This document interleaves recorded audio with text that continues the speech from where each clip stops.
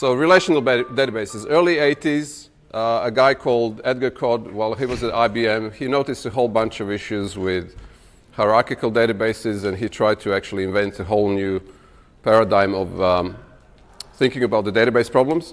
So there was a whole bunch of, there's one huge problem with hierarchical databases. I'll get to it in 1 or 2 slides.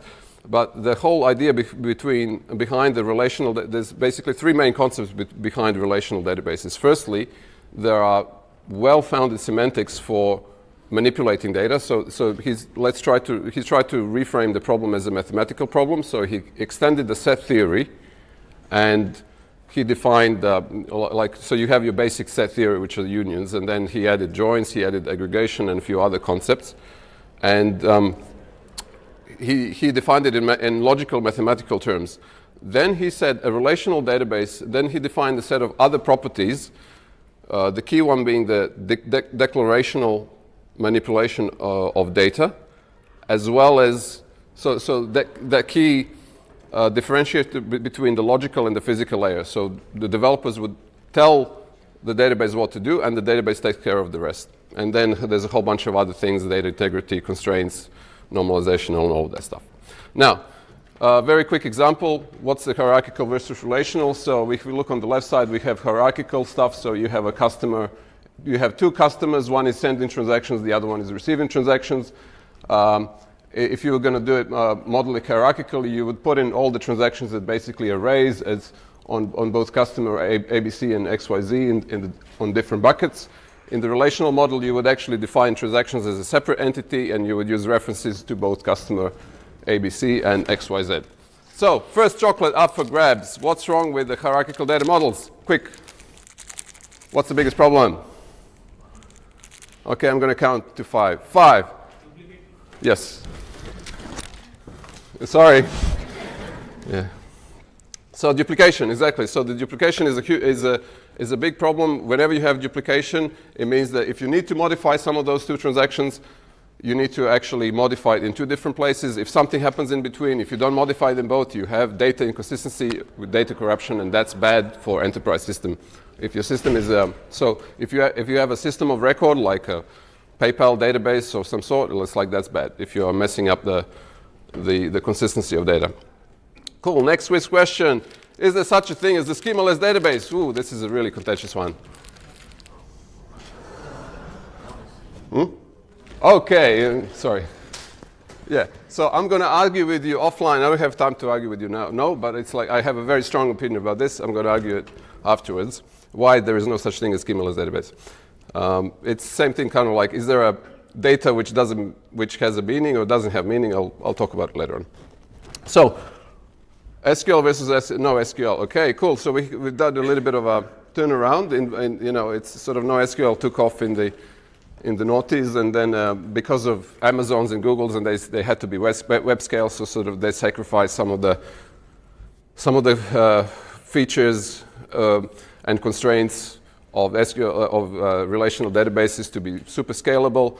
And then it's like when you see actually what's happening, it's kind of coming back in one form or another. So it was not only SQL. Now, even MongoDB is sort of taking over a lot of the features that you would find in normal relational databases. So it's kind of coming back to a cycle. So when you look at NoSQL databases, this is just straight from Wikipedia. There's so many of them and so many different types, not just individual products, but so many different types of products, and it becomes very. Like if you are really new, it becomes very disoriented. Like what do you use? What do you don't want to use? You have a lot of them are. I mean, most of them are some sort of key value store caches, and you wonder. So what do I have to sacrifice? The caching problem is obviously, if you've been into software for a number of years, like the cache validation and consistency. How do you deal with that? So it's sort of you solve one problem, you introduce a whole bunch of others. Anyway, I'm going to leave it at that. And you have to investigate every single product because every single product has a number of features and lacks some features, so it takes a lot of time just to actually understand what's going on. And if you talk to a few people on the block who try to build some sort of enterprise system with NoSQL, inevitably you'll find that this is a kind of it happens quite often. You build something, then you figure out, okay, there's some data which is a bit missing or it's hard to access. And yeah. By the way, this cartoon is pretty good. Look at all the different examples. They're pretty funny. Okay, quiz question. A document store relates to which database model that we talked about? Sorry?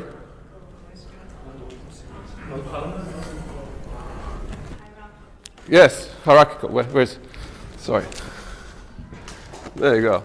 Yes, correct. So it's a hierarchical model. So great. So like basically we've gone back to the 1970s, and all the stuff that was Edgar Code tried to sort of flag is like most of the stuff was kind of thrown away. A graph DB relates to which DB model? This is the very last chucklefish. So we talk about is it hierarchical, is it relational, or is it? Huh? No? No? Starts with N. Network. Oh, go cool. He didn't see the presentation, I promise. The two big, so we're going to talk a little bit about some of the misconceptions. So SQL is relational. No, it's not. So actually, Edgar Code and CJ Date had a few gripes with SQL, but in the big scheme of things, it's more or less relational. I also have some gripes with it. I can talk offline. Second one is relational, is traditional row-based. That's clearly not true. You have so many different varieties of relational. It doesn't need to be row-based. The implementation of a relational database is completely different to satisfying properties of a logical relational thing.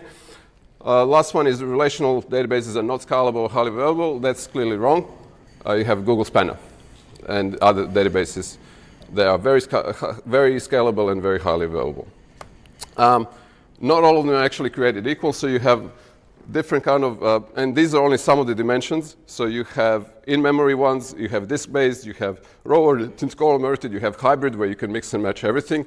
You have very different databases. The way that scalability and availability is achieved, this is where there's even more sort of diversity in the products. But they all are, if they have the basic, if they satisfy the basic properties of relational database, they are all relational. So the implementation of the relational databases is very different from what sort of specific workload of availability or scalability it can satisfy. So let's talk about flexible schemas, rigid schemas bad. So this is kind of like schemaless DB. So I find this kind of language quite deceiving to say flexible schemas, because flexible usually means good, rigid schemas means bad, and I have a bit of an issue with that because it's like, again, it's kind of like, to me, it's more or less like dynamic typing. So dynamic typing, you could do anything, but you're going to get bitten up your backside at some point. SQL relational databases do not support geoclustering. That's clearly wrong. Again, Google Spanner and a few other databases can do that. Without sharding. I'm not talking sharding, because sharding is not like, even without sharding. I can talk offline about that. They can't do efficient graph queries. There is actually some truth in that the current products are actually not well suited to graph, but it doesn't mean that that the relational databases are not inherently, that you couldn't build a relational database which is efficient at graph queries. It's just the problem is that no one actually built it. And even Oracle released the product now. Actually, they kind of made it not quite relational, which is a shame. So anyway, I can talk offline about that. And let's talk about some of the key, let's recap the key benefits of relational databases, right? So you have ACID. Anyone doesn't know about ACID really should know about ACID. Like, this is your DB 101 stuff. If you're a backend developer, you should know what ACID is. It's your commits and foreign keys and integrity and all of that stuff. Second thing, abstraction. So the ability to actually tell the database what you want instead of telling it exactly how to implement it is massively important, because you can segregate your business logic versus the optimization which happens in the backend. And the database does basically, and now getting to the third point, modern databases do a great deal of query optimization and some really clever tricks that you as a beginner wouldn't even be able to do yourself, hand-code it. So firstly, productivity-wise, they're massively better. Secondly, if you put that business logic in the access layer, the more abstract the business logic is, the better it is. So you can optimize. You can optimize behind the scenes. You don't have to change your business logic when you want to optimize for performance. Thirdly, okay, we talk about query optimization, and fourthly, portability. So if you have a standard like SQL, if you want to move to another relational database, it's actually, I wouldn't say it's painless, especially if you have a lot of production data. It can be quite painful, but it's massively less painful than migrating from either a customized kind of a NoSQL product to SQL or vice versa. And I want to sort of highlight some of the things like, so these are the new SQL kits. So there's a whole bunch of products called NoSQL. So they're still very much SQL databases, and they are highly available and scalable. We have Google Spanner and a bunch of other ones. So if you, my tip is if you want to be into the databases and if you want to sort of prepare yourself for the next 5 years of cool jobs, is you probably want to learn some of them. And I have a really interesting article when there's a why you should never use MongoDB. I'm going to reframe that into when not to use NoSQL databases. So it's really a good example of how badly it can go. And maybe you can, if you're interested in ACID and specifically isolation models, you can read an article I posted on Medium. It's kind of, I tried to make it entertaining. And that's it, time's up. Sorry, I couldn't talk too much, but I'm very happy to talk offline. Happy to have some very philosophical debates about schemaless databases.